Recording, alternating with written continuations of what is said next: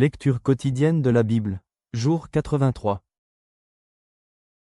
Ancien Testament. Numbers 16 sur 36-50, Numbers 17, Numbers 18. L'Éternel parla à Moïse, et dit, « Dis à Éléazar, fils du sacrificateur Aaron, de retirer de l'incendie les brasiers et d'en répandre au loin le feu, car ils sont sanctifiés. Avec les brasiers de ces gens qui ont péché au péril de leur vie, que l'on fasse des lames étendues dont on couvrira l'autel. Puisqu'ils ont été présentés devant l'Éternel et qu'ils sont sanctifiés, ils serviront de souvenir aux enfants d'Israël. » Le sacrificateur Éléazar prit les brasiers d'airain qu'avaient présentés les victimes de l'incendie, et il en fit des lames pour couvrir l'autel. C'est un souvenir pour les enfants d'Israël, afin qu'aucun étranger à la race d'Aaron ne s'approche pour offrir du parfum devant l'Éternel et ne soit comme Corée et comme sa troupe, selon ce que l'Éternel avait déclaré par Moïse. Dès le lendemain, toute l'assemblée des enfants d'Israël murmura contre Moïse et Aaron, en disant, « Vous avez fait mourir le peuple de l'Éternel. » Comme l'assemblée se formait contre Moïse et Aaron, et comme ils tournaient les regards vers la tente d'assignation, voici, la nuée la couvrit, et la gloire de l'Éternel apparut.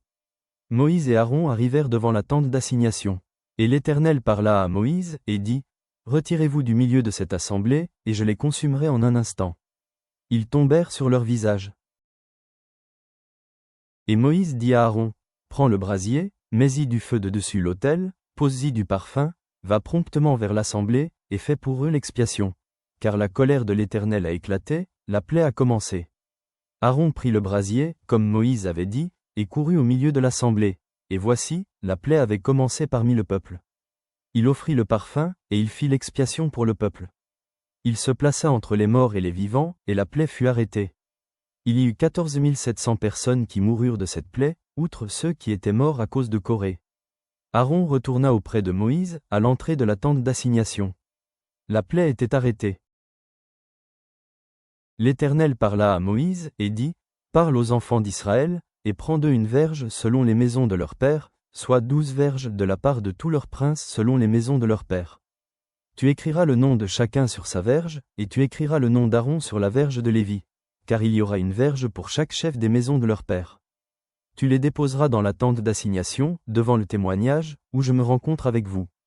L'homme que je choisirai sera celui dont la verge fleurira, et je ferai cesser de devant moi les murmures que profèrent contre vous les enfants d'Israël. » Moïse parla aux enfants d'Israël, et tous leurs princes lui donnèrent une verge, chaque prince une verge, selon les maisons de leurs pères, soit 12 verges, la verge d'Aaron était au milieu des leurs. Moïse déposa les verges devant l'Éternel, dans la tente du témoignage. Le lendemain, lorsque Moïse entra dans la tente du témoignage, voici, la verge d'Aaron, pour la maison de Lévi, avait fleuri, elle avait poussé des boutons, produit des fleurs, et mûri des amandes. Moïse ôta de devant l'Éternel toutes les verges, et les porta à tous les enfants d'Israël, afin qu'ils les vissent et qu'ils prissent chacun leur verge. L'Éternel dit à Moïse, « Reporte la verge d'Aaron devant le témoignage, pour être conservée comme un signe pour les enfants de rébellion, afin que tu fasses cesser de devant moi leurs murmures et qu'ils ne meurent point. »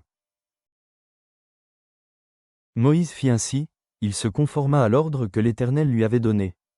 Les enfants d'Israël dirent à Moïse, « Voici, nous expirons, nous périssons tous. Quiconque s'approche du tabernacle de l'Éternel, meurt. Nous faudra-t-il tous expirer ?»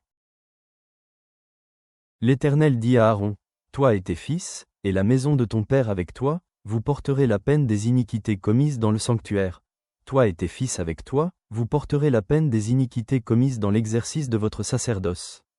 Fais aussi approcher de toi tes frères, la tribu de Lévi, la tribu de ton père, afin qu'ils te soient attachés et qu'ils te servent, lorsque toi, et tes fils avec toi, vous serez devant la tente du témoignage. Ils observeront ce que tu leur ordonneras et ce qui concerne toute la tente, mais ils ne s'approcheront ni des ustensiles du sanctuaire, ni de l'autel, de peur que vous ne mouriez, eux et vous. Ils te seront attachés, et ils observeront ce qui concerne la tente d'assignation pour tout le service de la tente. Aucun étranger n'approchera de vous. Vous observerez ce qui concerne le sanctuaire et l'autel, afin qu'il n'y ait plus de colère contre les enfants d'Israël. Voici, j'ai pris vos frères les Lévites du milieu des enfants d'Israël. Donnés à l'Éternel, ils vous sont remis en don pour faire le service de la tente d'assignation. Toi, et tes fils avec toi, vous observerez les fonctions de votre sacerdoce pour tout ce qui concerne l'autel et pour ce qui est en dedans du voile. c'est le service que vous ferez. Je vous accorde en pur don l'exercice du sacerdoce. L'étranger qui approchera sera mis à mort. L'Éternel dit à Aaron, voici, de toutes les choses que consacrent les enfants d'Israël, je te donne celles qui me sont offertes par élévation. Je te les donne, à toi et à tes fils, comme droit d'onction, par une loi perpétuelle. Voici ce qui t'appartiendra parmi les choses très saintes qui ne sont pas consumées par le feu. Toutes leurs offrandes, tous leurs dons, tous leurs sacrifices d'expiation, et tous les sacrifices de culpabilité qu'ils m'offriront. Ces choses très saintes seront pour toi et pour tes fils. Vous les mangerez dans un lieu très saint. Tout mâle en mangera, vous les regarderez comme saintes. Voici encore ce qui t'appartiendra, tous les dons que les enfants d'Israël présenteront par élévation et en les agitant de côté et d'autre, je te les donne à toi, à tes fils et à tes filles avec toi, par une loi perpétuelle. Quiconque sera pur dans ta maison en mangera. Je te donne les prémices qu'ils offriront à l'Éternel, tout ce qu'il y aura de meilleur en huile, tout ce qu'il y aura de meilleur en moût et en blé. Les premiers produits de leur terre, qu'ils apporteront à l'Éternel, seront pour toi. Quiconque sera pur dans ta maison en mangera. Tout ce qui sera dévoué par interdit en Israël sera pour toi. Tout premier-né de toute chair, qu'ils offriront à l'Éternel, tant des hommes que des animaux, sera pour toi. Seulement, tu feras racheter le premier-né de l'homme, et tu feras racheter le premier-né d'un animal impur. Tu les feras racheter dès l'âge d'un mois, d'après ton estimation, au prix de 5 sicles d'argent, selon le cycle du sanctuaire, qui est de 20 guéras.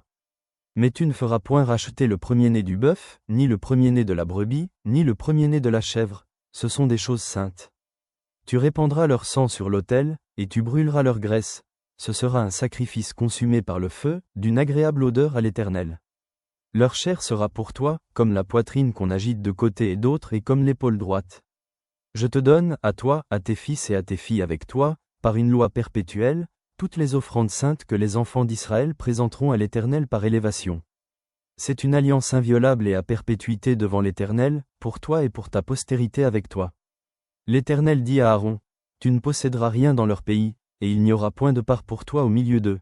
C'est moi qui suis ta part et ta possession, au milieu des enfants d'Israël. Je donne comme possession aux fils de Lévi toute dîme en Israël, pour le service qu'ils font, le service de la tente d'assignation. Les enfants d'Israël n'approcheront plus de la tente d'assignation, de peur qu'ils ne se chargent d'un péché et qu'ils ne meurent. Les Lévites feront le service de la tente d'assignation, et ils resteront chargés de leurs iniquités. Ils n'auront point de possession au milieu des enfants d'Israël, ce sera une loi perpétuelle parmi vos descendants. Je donne comme possession aux Lévites les dîmes que les enfants d'Israël présenteront à l'Éternel par élévation. C'est pourquoi je dis à leur égard, ils n'auront point de possession au milieu des enfants d'Israël. L'Éternel parla à Moïse, et dit, tu parleras aux Lévites, et tu leur diras, lorsque vous recevrez des enfants d'Israël la dîme que je vous donne de leur part comme votre possession, vous en prélèverez une offrande pour l'Éternel, une dîme de la dîme. Et votre offrande vous sera comptée comme le blé qu'on prélève de l'air et comme le moût qu'on prélève de la cuve. C'est ainsi que vous prélèverez une offrande pour l'Éternel sur toutes les dîmes que vous recevrez des enfants d'Israël, et vous donnerez au sacrificateur Aaron l'offrande que vous en aurez prélevée pour l'Éternel. Sur tous les dons qui vous seront faits, vous prélèverez toutes les offrandes pour l'Éternel. Sur tout ce qu'il y aura de meilleur, vous prélèverez la portion consacrée. Tu leur diras, quand vous en aurez prélevé le meilleur, la dîme sera comptée aux Lévites comme le revenu de l'air et comme le revenu de la cuve. Vous la mangerez en un lieu quelconque, vous et votre maison, car c'est votre salaire pour le service que vous faites dans la tente d'assignation. Vous ne serez chargé pour cela d'aucun péché, quand vous en aurez prélevé le meilleur, vous ne profanerez point les offrandes saintes des enfants d'Israël, et vous ne mourrez point. Nouveau Testament, Luc 5/17-32. Un jour Jésus enseignait. Des pharisiens et des docteurs de la loi étaient là assis, venus de tous les villages de la Galilée, de la Judée et de Jérusalem, et la puissance du Seigneur se manifestait par des guérisons. Et voici, des gens, portant sur un lit un homme qui était paralytique, cherchaient à le faire entrer et à le placer sous ses regards. Comme ils ne savaient par où l'introduire, à cause de la foule, ils montèrent sur le toit, et ils le descendirent par une ouverture, avec son lit, au milieu de l'assemblée, devant Jésus. Voyant leur foi, Jésus dit, « Homme, tes péchés te sont pardonnés. » Les scribes et les pharisiens se mirent à raisonner et à dire, « Qui est celui-ci, qui profère des blasphèmes? Qui peut pardonner les péchés, si ce n'est Dieu seul ?» Jésus, connaissant leurs pensées, prit la parole et leur dit, « Quelle pensée avez-vous dans vos cœurs? Lequel est le plus aisé, de dire, « Tes péchés te sont pardonnés » ou de dire, « Lève-toi, et marche » Or, afin que vous sachiez que le Fils de l'homme a sur la terre le pouvoir de pardonner les péchés, je te l'ordonne, dit-il au paralytique, lève-toi, prends ton lit, et va dans ta maison. Et, à l'instant, il se leva en leur présence, prit le lit sur lequel il était couché, et s'en alla dans sa maison, glorifiant Dieu. Tous étaient dans l'étonnement, et glorifiaient Dieu. Remplis de crainte, ils disaient, nous avons vu aujourd'hui des choses étranges. Après cela, Jésus sortit, et il vit un publicain, nommé Lévi, assis au lieu des péages. Il lui dit, suis-moi. Et, laissant tout, il se leva, et le suivit. Lévi lui donna un grand festin dans sa maison, et beaucoup de publicains et d'autres personnes étaient à table avec eux. Les pharisiens et les scribes murmurèrent, et dirent à ses disciples, pourquoi mangez-vous et buvez-vous avec les publicains et les gens de mauvaise vie? Jésus, prenant la parole, leur dit, ce ne sont pas ceux qui se portent bien qui ont besoin de médecins, mais les malades. Je ne suis pas venu appeler à la repentance des justes, mais des pécheurs. Psaume 37 sur 10-20. Encore un peu de temps, et le méchant n'est plus. Tu regardes le lieu où il était, et il a disparu. Les misérables possèdent le pays, et ils jouissent abondamment de la paix. Le méchant forme des projets contre le juste, et il grince des dents contre lui. Le Seigneur se rit du méchant, car il voit que son jour arrive. Les méchants tirent le glaive, ils bandent leur arc, pour faire tomber le malheureux et l'indigent, pour égorger ceux dont la voie est droite. Leurs glaives entrent dans leur propre cœur, et leurs arcs se brisent. Mieux vaut le peu du juste que l'abondance de beaucoup de méchants, car les bras des méchants seront brisés, mais l'Éternel soutient les justes. L'Éternel connaît les jours des hommes intègres, et leur héritage dure à jamais. Ils ne sont pas confondus au temps du malheur, et ils sont rassasiés au jour de la famine. Mais les méchants périssent, et les ennemis de l'Éternel, comme les plus beaux pâturages, ils s'évanouissent en fumée. Père céleste, nous nous présentons devant toi avec des cœurs humbles, méditant sur les conséquences de la rébellion et l'importance de suivre tes voies, comme nous l'enseigne le livre des Nombres. Aide-nous à accueillir la guérison et le pardon que Jésus nous a offert dans l'évangile de Luc, nous rappelant que personne n'est hors de portée de ta grâce. En méditant sur le psaume 37, apprends-nous à faire confiance à ton temps et à ta providence, sachant que les méchants peuvent prospérer un temps, mais que ta justice triomphera. Fortifie notre détermination à vivre dans la droiture et à témoigner de l'amour à ceux qui nous entourent. Que ta parole soit notre force aujourd'hui. Amen.